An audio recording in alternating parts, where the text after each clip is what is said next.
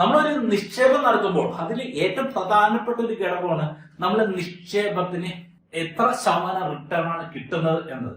ഇപ്പൊ 50 ലക്ഷം കോടിയാണെങ്കിൽ 100 ലക്ഷം 150 ലക്ഷം 200 ലക്ഷം 300 ലക്ഷം 500 ലക്ഷം ഒക്കെ കോടി എത്തുന്ന ഒരു അവസ്ഥയിലേക്ക് അടുത്ത 10, 15, 20 വർഷത്തിനുള്ളിൽ എത്തും. അപ്പൊ ഇൻട്രസ്റ്റ് ഭയങ്കര ഫാസ്റ്റ് ആയിട്ട് പോയിക്കൊണ്ടിരിക്കണേ. ജസ്റ്റ് അതിൽ കയറിയിരുന്നാൽ മതി. നമ്മളും നമ്മളിപ്പോ വന്ദേ ഭാരതിൽ കയറിയിരുന്നാൽ മതി. നമ്മളായിട്ടൊന്നും ചെയ്യേണ്ട കാര്യമില്ല. ജസ്റ്റ് അവിടെ ഇരുന്നാൽ മതി.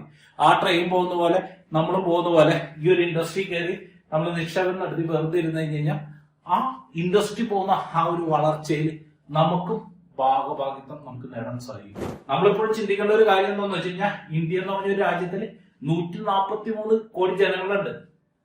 ഈവൻ ഒരു 10% ഗ്രോ ചെയ്ത് കഴിഞ്ഞാൽ വെറും 6.5 കോടി ജനങ്ങളിലേക്ക് മാത്രമേ ഈ മ്യൂച്വൽ ഫണ്ട് എത്തുള്ളൂ എന്നുള്ള കാര്യം നമ്മൾ മനസ്സിലാക്കേണ്ടത്. തൊമിച്ച ടിപ്സ് എന്ന ഫിനാൻഷ്യൽ വീഡിയോ ബ്ലോഗിലെ പുതിയ എപ്പിസോഡുമായി നിങ്ങളുടെ മുമ്പിൽ വരുവാൻ എന്നെ അനുവദിച്ച നന്ദി. ഇന്നത്തെ ദിവസം നമ്മളൊരു കമ്പാരിസൺ നമ്മൾ ചെയ്യാൻ പോവുകയാണ്. അതായത് ഒരു മ്യൂച്വൽ ഫണ്ട് ഇൻഡസ്ട്രിയിൽ 2022 അതോടൊപ്പം തന്നെ 2023 ഇത് 2 വർഷം തമ്മിൽ എന്ത് വ്യത്യാസമാണ് വന്നിരിക്കുന്നത്. അതോടൊപ്പം ഒരു നിക്ഷേപകൻ എന്ന രീതിയിൽ നമുക്ക് ഏത് രീതിയിലുള്ള ഒരു സ്ട്രാറ്റജി നമ്മൾ ഫോളോ ചെയ്യുന്നതായിരിക്കും കൂടുതൽ നല്ലത്. അതിനെക്കുറിച്ചെല്ലാം നമുക്ക് വളരെ ഡീറ്റെയിൽ ആയിട്ട് ഇന്നത്തെ ദിവസം നമുക്ക് മനസ്സിലാക്കാം. ഇവിടെ നമ്മൾ നോക്കിക്കഴിഞ്ഞ് കഴിഞ്ഞാൽ ഇപ്പൊ ഇവിടെ നമ്മൾ 2022 ഉണ്ട്, പിന്നെ 2023 ഈ ഒരു വർഷത്തിന്റെ മ്യൂച്വൽ ഫണ്ട് ഇൻഡസ്ട്രിയിൽ എന്ത് ചേഞ്ച് വന്നു ആദ്യം നമ്മളിവിടെ മനസ്സിലാക്കാൻ പോകുന്നത് നമ്മുടെ AUM എന്ന് പറഞ്ഞു കഴിഞ്ഞാൽ അസറ്റ് അണ്ടർ മാനേജ്മെന്റ്. ഇപ്പൊ നമ്മൾ നോക്കിക്കഴിഞ്ഞ് കഴിഞ്ഞാൽ ഇപ്പൊ 2022 ഇപ്പൊ ടോട്ടൽ മ്യൂച്വൽ ഫണ്ട് മാനേജ് ചെയ്തിരിക്കുന്ന വെച്ചാൽ അസറ്റ് എന്ന് പറഞ്ഞാൽ 40 ലക്ഷം കോടി രൂപ. 40 ലക്ഷം കോടി രൂപയാണ് ഇപ്പൊ 2022 മ്യൂച്വൽ ഫണ്ട് ഇൻഡസ്ട്രി മാനേജ് ചെയ്തുകൊണ്ടിരുന്നത്. ഇപ്പൊ നിലവിൽ അത് 51 ലക്ഷം കോടി രൂപയായി. 51 ലക്ഷം കോടി രൂപയാണ് ഇപ്പൊ നിലവിൽ മ്യൂച്വൽ ഫണ്ട് ഇൻഡസ്ട്രി മാനേജ് ചെയ്യുന്നത്. ഇനി അടുത്തായിട്ട് നമ്മൾ SIPയുടെ കാര്യം നമ്മൾ എടുത്തു കഴിഞ്ഞാൽ ഇപ്പൊ കഴിഞ്ഞ വർഷം നമ്മൾ നോക്കിക്കഴിഞ്ഞാൽ 13,600 കോടി രൂപയുടെ SIP മന്ത്ലി ഇൻഫ്ലോ ആയിരുന്നു ഇപ്പൊ കഴിഞ്ഞ വർഷം മ്യൂച്വൽ ഫണ്ടിൽ ഉണ്ടായിരുന്നത്. ഈ വർഷം നമ്മൾ നോക്കിക്കഴിഞ്ഞാൽ 17,600 കോടി രൂപയാണ് ഉള്ളത്. അപ്പൊ ഇവിടെ നമുക്ക് കാണാവുന്ന ഒരു കാര്യം, ഇവിടെ 27% ഗ്രോത്ത് ആണ് കഴിഞ്ഞ ഒരൊറ്റ വർഷത്തിനിടെ മ്യൂച്വൽ ഫണ്ടിൽ EMൽ വന്നത്. 29% ഗ്രോത്ത് ആണ് ഇപ്പൊ നമ്മൾ SIP ബുക്കിൽ വന്നത്. ഇനി അതോടൊപ്പം തന്നെ നമ്പർ ഓഫ് ഇൻവെസ്റ്റേഴ്സിന്റെ കാര്യം നമ്മൾ നോക്കിക്കഴിഞ്ഞാൽ 3.67 crore, അതായത് 3,67,00,000 യുണീക്ക് ആയിട്ടുള്ള ഇൻവെസ്റ്റേഴ്സ് ആണ് ഇപ്പൊ 2022 ടോട്ടൽ മ്യൂച്വൽ ഫണ്ടിൽ ഉള്ളത്. ഇപ്പൊ നമ്മൾ നോക്കിക്കഴിഞ്ഞാൽ 4,20,00,000 യുണീക്ക് ഇൻവെസ്റ്റേഴ്സ് ആണ് ഇപ്പൊ മ്യൂച്വൽ ഫണ്ടിലുള്ളത്. അതായത് ആവറേജ് ഒരു 14% ഗ്രോത്ത് ആണ് ഇവിടെ വന്നിരിക്കുന്നത്. അപ്പൊ ഇവിടെ നമ്മൾ നോക്കിക്കഴിഞ്ഞാൽ നമുക്ക് കാണാൻ സാധിക്കും 27%, 29%, ഇപ്പോൾ 14% ഗ്രോത്ത്.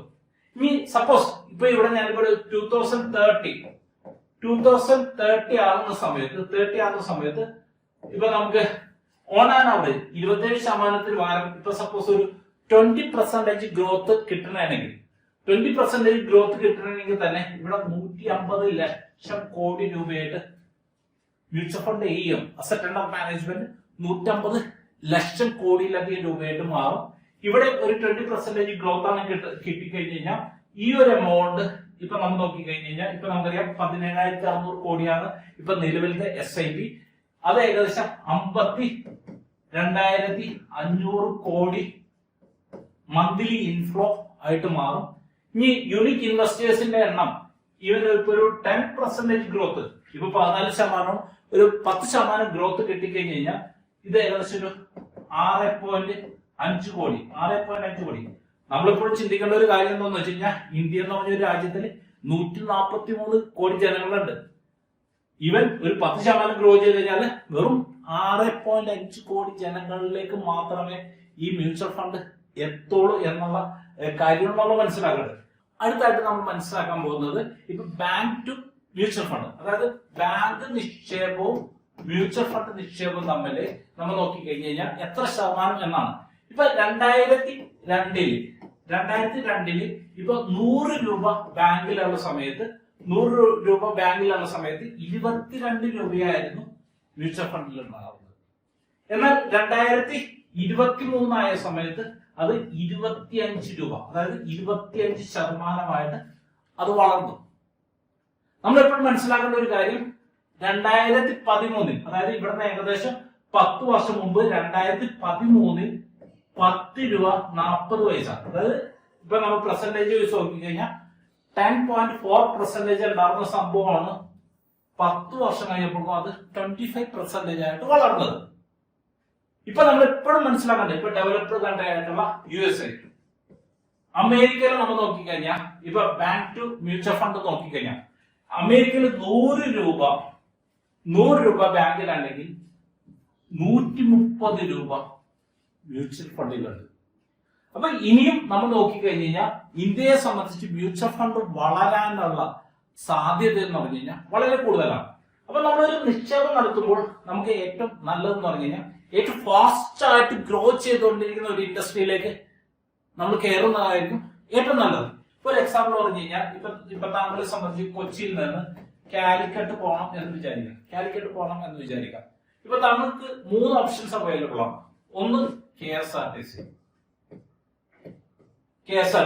ഇപ്പൊ ഒരു ഓൺ ആൻഡ് ആവറേജ് ഒരു 40 കിലോമീറ്റർ സ്പീഡിലാണ് KSRTC പോകുന്നത് എന്ന് വിചാരിക്കാം.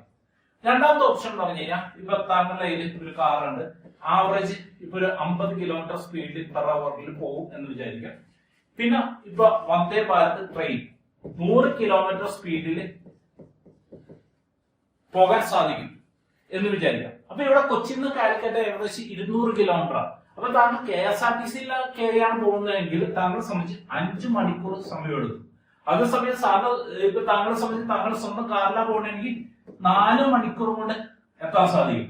അതേസമയം ഇപ്പൊ വന്ദേ ഭാരത് ട്രെയിനിലാണെങ്കിൽ 2 മണിക്കൂർ കൊണ്ട് താങ്കൾക്ക് എത്താൻ സാധിക്കും. അപ്പൊ അതുപോലെ തന്നെ നമ്മളൊരു നിക്ഷേപം നടത്തുമ്പോൾ ഫാസ്റ്റ് ആയിട്ട് പോകുന്ന ഒരു ഇൻഡസ്ട്രിയുടെ ഒരു ഭാഗമാകുവാൻ താങ്കൾക്ക് സാധിച്ചു കഴിഞ്ഞാൽ ഓട്ടോമാറ്റിക്കലി ഈ ഇൻഡസ്ട്രി പോകുന്ന ആ ഒരു മുന്നേറ്റത്തിനനുസരിച്ച് താങ്കളെ സംബന്ധിച്ചും താങ്കൾക്കും താങ്കളുടെ ലക്ഷ്യസ്ഥാനത്ത് പെട്ടെന്ന് എത്തിച്ചേരാൻ സാധിക്കും. ഒരു എക്സാമ്പിൾ നമ്മൾ നോക്കിക്കഴിഞ്ഞാൽ ഇപ്പൊ തൊമ്മിച്ചനെ സംബന്ധിച്ച് തൊമ്മിച്ചന്റെ ഏജ് ഇപ്പൊ 30 വയസ്സാണ് എന്ന് വിചാരിക്കാം. അദ്ദേഹത്തിന് 50,000 രൂപയാണ് അദ്ദേഹത്തിന്റെ സാലറി എന്ന് വിചാരിക്കാം. ഇദ്ദേഹത്തിന് 60ാമത്തെ വയസ്സിൽ ഒരു 3 കോടി രൂപയുടെ കോർപ്പസ് ക്രിയേറ്റ് ചെയ്യണം. 3 കോടി രൂപയുടെ ഒരു കോർപ്പസ് ക്രിയേറ്റ് ചെയ്യണമെങ്കിൽ ഇദ്ദേഹത്തിന് ഇപ്പൊ ഒരു 7% റിട്ടേൺ കിട്ടുന്ന ഒരു ഇൻസ്ട്രുമെന്റിൽ നിക്ഷേപിച്ചിട്ട് ഈ 3 കോടി രൂപ കണ്ടെത്തണമെന്നുണ്ടെങ്കിൽ ഇദ്ദേഹത്തിനെ സംബന്ധിച്ച് 25,000 രൂപയെങ്കിലും മന്ത്ലി ഡിപ്പോസിറ്റ് ചെയ്ത് കഴിഞ്ഞാൽ മാത്രമേ ഇദ്ദേഹത്തിന് ഈ പറഞ്ഞ സംഭവം കണ്ടെത്താൻ പറ്റുള്ളൂ. അപ്പൊ 25,000 എന്ന് പറഞ്ഞു കഴിഞ്ഞാൽ 50,000 വരുമാനമുള്ള തൊമ്മിച്ചനെ സംബന്ധിച്ച് 25,000 എന്ന് പറഞ്ഞാൽ അദ്ദേഹത്തിന് വരുമാനത്തിന്റെ 50%. അപ്പൊ 50% തുകയും റിട്ടയർമെന്റ് കോർപ്പസ് ക്രിയേറ്റ് ചെയ്യാൻ വേണ്ടി ഇൻവെസ്റ്റ് ചെയ്യണം എന്ന് വിചാരിച്ചാൽ തൊമ്മിച്ചനെ സംബന്ധിച്ച് അത് ഭയങ്കര ഡിഫിക്കൽട്ട് ആയിരിക്കും. അതേസമയം ഇദ്ദേഹത്തിനെ സംബന്ധിച്ച് ഇപ്പൊ ഒരു 12% റിട്ടേൺ കിട്ടുന്ന ഒരു ഇൻസ്ട്രുമെന്റിൽ ഇദ്ദേഹത്തിന് നിക്ഷേപിക്കാൻ സാധിച്ചു കഴിഞ്ഞാൽ നമുക്ക് കാണാവുന്ന ഒരു കാര്യം 8,500 രൂപ പെർ മന്ത് ഡിപ്പോസിറ്റ് ചെയ്താൽ മതി തൊമ്മിച്ചനെ സംബന്ധിച്ച് ഈ ഒരു ഗോള് അച്ചീവ് ചെയ്യാൻ. ഇപ്പൊ 8,500 രൂപ നോക്കി കഴിഞ്ഞാൽ ഏകദേശം ഒരു 16% ഇൻവെസ്റ്റ് ചെയ്താൽ മതി തൊമ്മിച്ചനെ സംബന്ധിച്ച് തൊമ്മിച്ചിട്ട് ഈ ഗോൾ അച്ചീവ് ചെയ്യാൻ സാധിക്കും. അപ്പൊ നമ്മളെ സംബന്ധിച്ച് നമ്മളൊരു നിക്ഷേപം നടത്തുമ്പോൾ അതിൽ ഏറ്റവും പ്രധാനപ്പെട്ട ഒരു ഘടകമാണ് നമ്മളെ നിക്ഷേപത്തിന് ഏറ്റവും എത്ര ശതമാനം റിട്ടേൺ ആണ് കിട്ടുന്നത് എന്നത്. അപ്പൊ ഞാൻ നേരത്തെ പറഞ്ഞ ഒരു കാര്യത്തിൽ നിന്ന് നമ്മൾക്ക് മനസ്സിലായ ഒരു കാര്യം എന്താണെന്ന് വെച്ച് കഴിഞ്ഞാൽ മ്യൂച്വൽ ഫണ്ട് ഇൻഡസ്ട്രി എന്ന് പറഞ്ഞു കഴിഞ്ഞാൽ ഇന്ത്യയിൽ നിന്ന് ഉള്ളതിൽ ഏറ്റവും ഫാസ്റ്റ് ആയിട്ട് ഗ്രോ ചെയ്തുകൊണ്ടിരിക്കുന്ന ഒരു ഇൻഡസ്ട്രിയാണ്. ഇനി അടുത്ത ഏകദേശം ഇപ്പൊ 2030-40 ഒക്കെ ആവുന്ന സമയത്ത് ഇപ്പൊ നമ്മളെ സംബന്ധിച്ച് ഇതിപ്പോ 50 ലക്ഷം കോടിയാണെങ്കിൽ 100 ലക്ഷം 150 ലക്ഷം 200 ലക്ഷം 300 ലക്ഷം 500 ലക്ഷം ഒക്കെ കോടി എത്തുന്ന ഒരു അവസ്ഥയിലേക്ക് അടുത്ത 10-15-20 വർഷത്തിനുള്ളിൽ എത്തും. അപ്പൊ ഈ ഇൻഡസ്ട്രി ഭയങ്കര ഫാസ്റ്റ് ആയിട്ട് പോയിക്കൊണ്ടിരിക്കണേ. ജസ്റ്റ് അതിൽ കയറിയിരുന്നാൽ മതി. നമ്മളിപ്പോ വന്ദേ ഭാരതിൽ കയറിയിരുന്നാൽ മതി, നമ്മളായിട്ടൊന്നും ചെയ്യേണ്ട കാര്യമില്ല. ജസ്റ്റ് അവിടെ ഇരുന്നാൽ മതി. ആ ട്രെയിൻ പോകുന്ന പോലെ നമ്മൾ പോകുന്ന പോലെ ഈ ഒരു ഇൻഡസ്ട്രി കയറി നമ്മൾ നിക്ഷേപം നടത്തി വെറുതെ ഇരുന്ന് കഴിഞ്ഞാൽ ആ ഇൻഡസ്ട്രി പോകുന്ന ആ ഒരു വളർച്ചയിൽ നമുക്കും ഭാഗഭാഗിത്വം നമുക്ക് നേടാൻ സാധിക്കും. അപ്പൊ അപ്പൊ അതിനുവേണ്ടി താങ്കൾ ചെയ്യേണ്ട ഒരു കാര്യം, താങ്കൾക്ക് വിശ്വസിക്കുന്ന ഒരു ഫിനാൻഷ്യൽ അഡ്വൈസറിനെ ഡിസ്ട്രിബ്യൂട്ടറിനെ കണ്ടെത്തുക, പ്ലാൻ ചെയ്യുക, ഇൻവെസ്റ്റ് ചെയ്യുക. താങ്കൾക്ക് ഞങ്ങളുടെ നിക്ഷേപ സംബന്ധമായ സേവനങ്ങളെ കുറിച്ച് കൂടുതൽ അറിയണമെങ്കിൽ ഇപ്പൊ ഈ സ്ക്രീനിൽ കാണിച്ചിരിക്കുന്ന ഈ നമ്പറിൽ താങ്കൾക്ക് വാട്സാപ്പ് വഴിയോ കോൾ ചെയ്തോ കോൺടാക്ട് ചെയ്യാവുന്നതാണ്. ഇപ്പൊ വാട്സാപ്പ് ലിങ്ക് ഡിസ്ക്രിപ്ഷനിൽ അവൈലബിൾ ആണ്. അതോടൊപ്പം തന്നെ എല്ലാ മാസവും എന്നുള്ള ഞങ്ങളുടെ ഒരു വാട്സാപ്പ് ഗ്രൂപ്പിലുള്ളവർക്ക് വേണ്ടി മാത്രമായിട്ടുള്ള എക്സ്ക്ലൂസീവ് ആയിട്ടുള്ള വെബിനാറുകൾ ഞങ്ങൾ ഓർഗനൈസ് ചെയ്യുന്നുണ്ട്. അപ്പൊ ആ ഒരു വെബിനാറിൽ താങ്കൾ പാർട്ടിസിപ്പേറ്റ് ചെയ്യണമെന്നുണ്ടെങ്കിൽ വാട്സാപ്പ് ഗ്രൂപ്പിൽ അംഗമാവുക. ലിങ്ക് ഡിസ്ക്രിപ്ഷനിൽ അവൈലബിൾ ആണ്. അടുത്ത ആഴ്ച നമുക്ക് സാമ്പത്തിക മേഖലയിലെ പുത്തൻ വിശേഷങ്ങളുമായി ടിപ്സ് നമുക്ക് വീണ്ടും കാണാം. Okay, wish all the best.